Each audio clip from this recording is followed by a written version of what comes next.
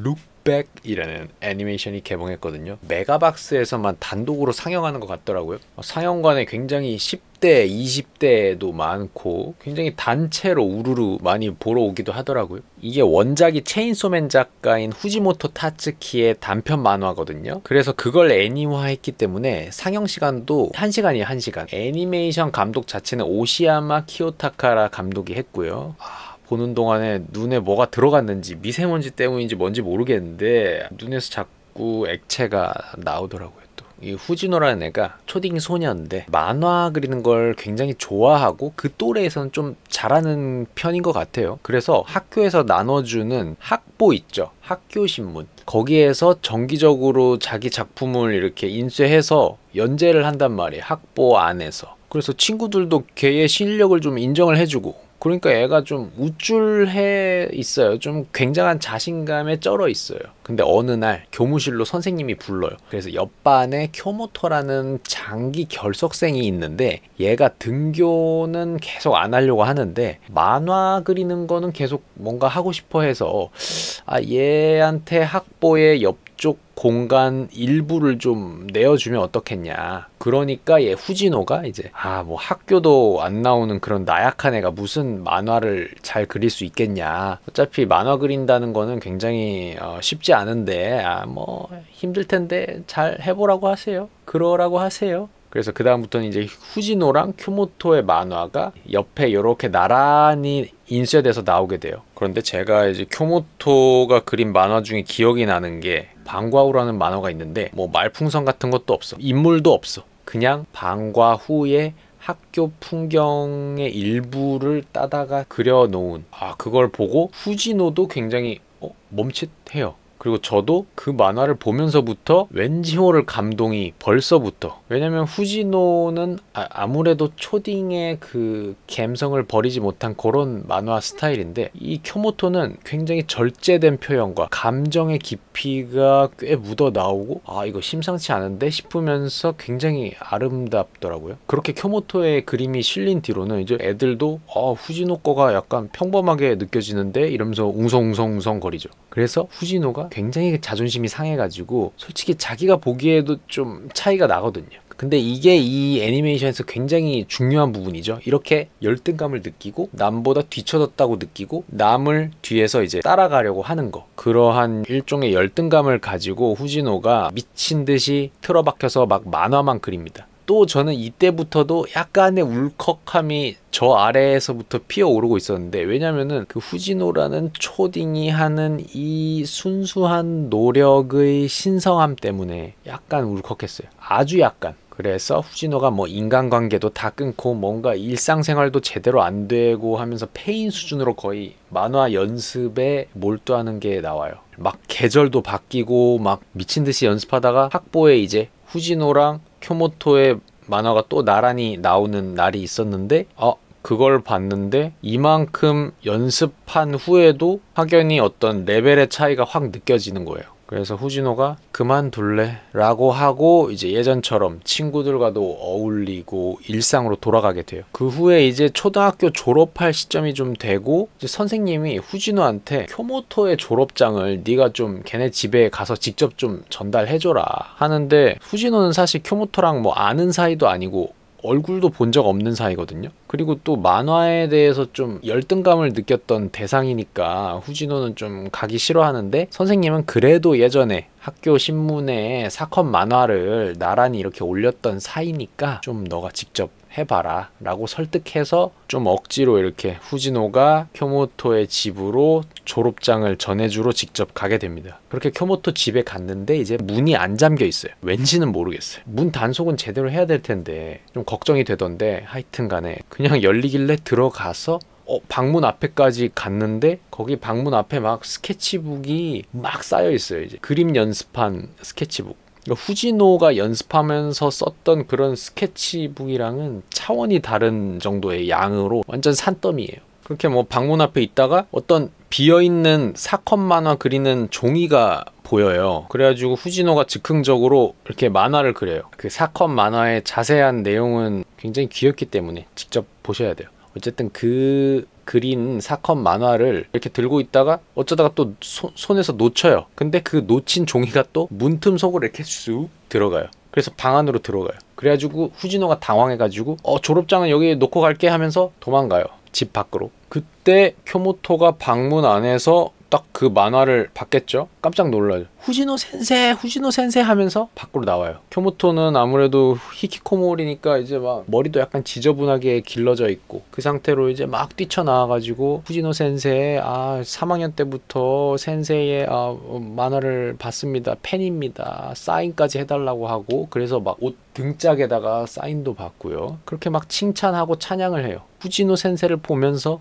꿈을 키워왔고 근데 자기는 학교도 안 나가고 이러고 있는데 후지노 센세는 학교도 다니면서 또 매주 학보의 만화를 연재까지 했다. 거기에 대해서 굉장히 존경스럽다는 말도 하면서 근데 왜 만화 그리는 거 그만뒀는지 쿄모토가 딱 물어봅니다. 그러니까 후지노가 사실은 쿄모토의 실력에 벽을 느껴가지고 그만둔 건데 여기서 또 후지노의 성격이 나오죠. 괜히 또 잘난 척하면서 부풀려서 또 얘기해요. 뭐 공모전에 나갈 만화를 좀 구상하고 있어가지고 잠깐 그만둔 거야. 뭐 이런 식으로 깝쳐요. 그렇게 얼버무리고 이제 오늘은 이만 좀 갈게 하면서 집으로 가는데 갑자기 이제 조커처럼 춤을 막 추면서 집으로 가요. 어떤 복잡한 감정의 춤사위를 하면서 빛 따위가 오든 말든 이 만화에 대한 알 수 없는 이 설렘과 열정이 다시 부글부글 끓어오르는 것처럼 그런 춤사위를 하면서 갑니다. 그러고 집에 오자마자 그냥 비 다 맞은 채로 그냥 막 갑자기 만화에 몰두하고 그런 식으로 후지노랑 쿄모토가 그렇게 함께 만화를 그리는 사이로 발전하고 출판사한테도 나중에 인정을 받고 막 상금도 받고 그 둘이서 같이 만든 단편들도 여러 개 막 연재하게 돼요. 그렇게 커리어를 딱 붙어서 함께 시작하게 되고요. 그러다가 이제 고등학교를 졸업할 나이가 됐고 함께 이제 장편 만화까지 연재할 수 있는 그런 기회가 생긴단 말이에요. 그런데 쿄모토가 사실 나는 미술대학을 좀 가고 싶다라고 고백을 해요.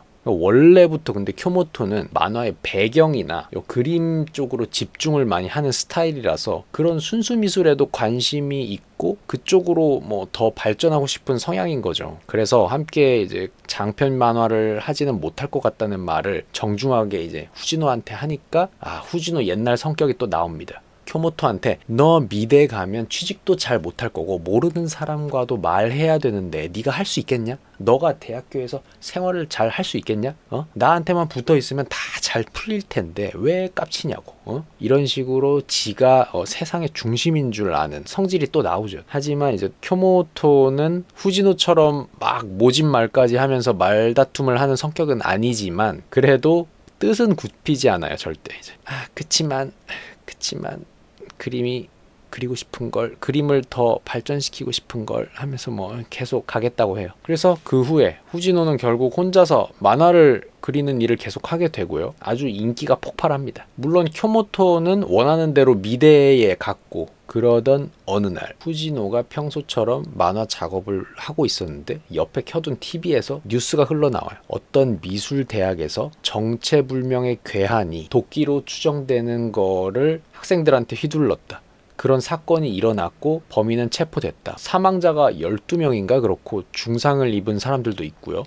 이 뉴스를 듣고 후지노가 굉장히 불안감이 엄습하고 자기가 바로 쿄모토한테 전화도 걸어봤지만 전화를 받질 않아요. 불안감이 더 밀려오겠죠. 그때 엄마한테 전화가 오는데 그 전화를 받고 충격을 받아서 핸드폰을 떨어뜨립니다. 쿄모토가 그 희생자 중에 한 명이라는 전화였겠죠. 그때 딱 화면에 잡히는 그 후지노의 얼굴은 그 그림체는 그 전에 나오던 그림체들과 완전히 달랐고 완전히 생기가 싹 메말라 버린 그런 그림체였는데 그게 갑자기 확 나오니까 우리 관객들은 그 그림체 때문에 순간적으로 같이 가슴이 찢어질 수밖에 없었어요. 진짜. 왜냐면 스토리는 저기에 쿄모토가 희생자 중에 한 명이겠구나 싶었지만 그 그림체가 주는 힘이 굉장했다는 거죠. 그 후에 어쨌든 쿄모토 장례식도 치르고 시간이 좀 지난 후에 후지노가 쿄모토 집에 다시 들어가 봐요. 근데 쿄모토 집은 또 문이 안 잠겨 있나 봐요. 어쨌든 다시 그 초딩 때처럼 방문 앞에 놓여 있는 스케치북들을 뭐 만지작거리면서 보는데 자기가 그렸던 사건 만화를 발견해요. 그 사건 만화가 이제 방문 틈으로 쑥 들어가면서 방 안에 있는 쿄모토가 보게 됐던 그 사건 만화죠. 그러면서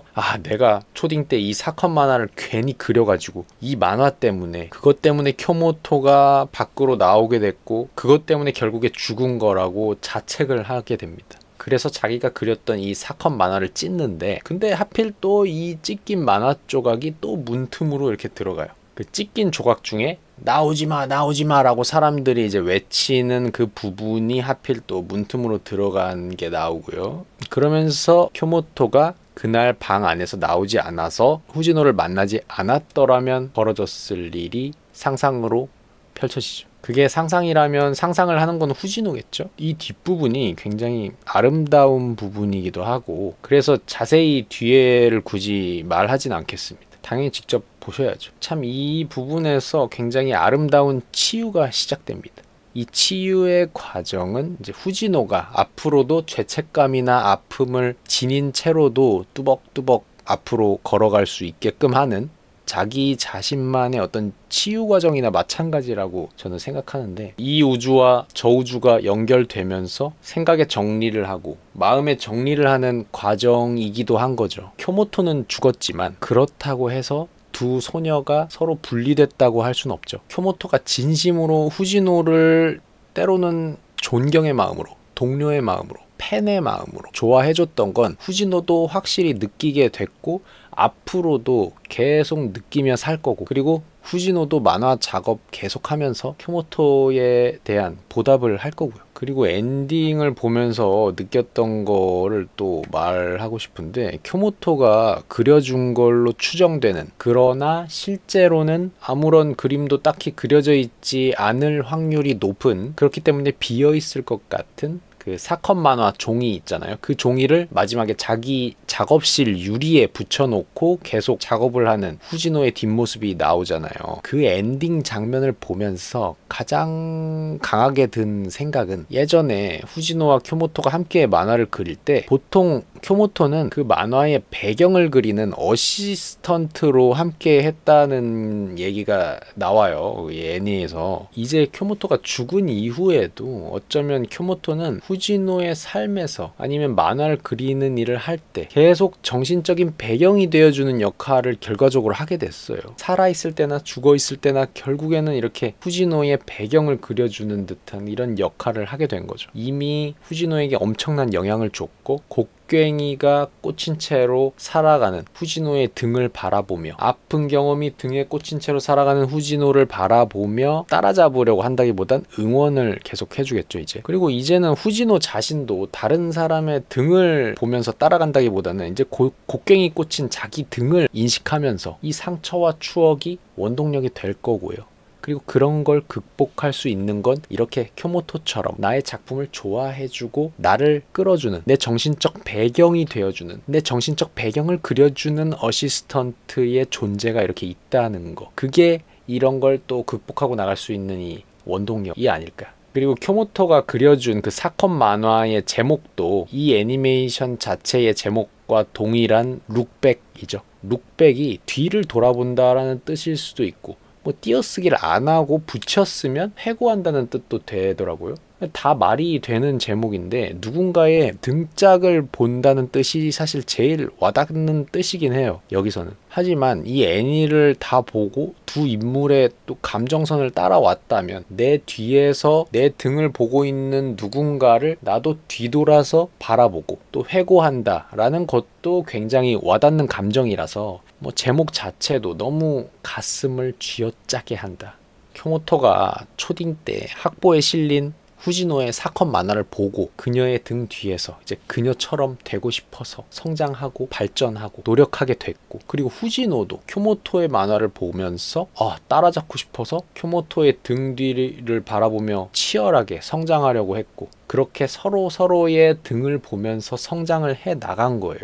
그리고 애니메이션은 그림체가 우선 마음에 들어야 되는데 이 선을 여러 번 터치하면서 자글자글하게 선이 남아있는 그 그림체가 너무 매력 있었고 좋았어요. 움직일 때도 그 생명이 숨쉬고 있는 그런 그림체와 그 움직임, 이 그림이 무슨 현실감이 있고 없고 그런 의미가 아니고 그냥 이 이야기를 담는 그릇으로서 딱 맞아가지고 이 이야기와 함께 생명이 이렇게 뿜어져 나온다. 그림체가 따스한 포옹과 아침 이슬을 담고 있는 듯한 맛이랄까요? 그리고 꼭 극장에서 봐야 됩니다. 이거는 극장 여기저기에서 훌쩍거리는 소리와 뭔가 눈가를 닦는 듯한 이런 행동들이 산발적으로 이렇게 발생하는데 저도 눈에서 뭐가 이렇게 나왔거든요. 그런데 이제 끝나갈 때 다 돼서 극장에 불이 켜지면은 내 눈물 다 보이니까 좀 그렇잖아요. 그러니까 후반부에 이렇게 열심히 잘 말리고 있었어요. 나름대로 이렇게 말린다고 말리고 있었는데 엔딩 크레딧 올라갈 때 옆자리에 같이 보러 온 여자친구를 슬쩍 봤는데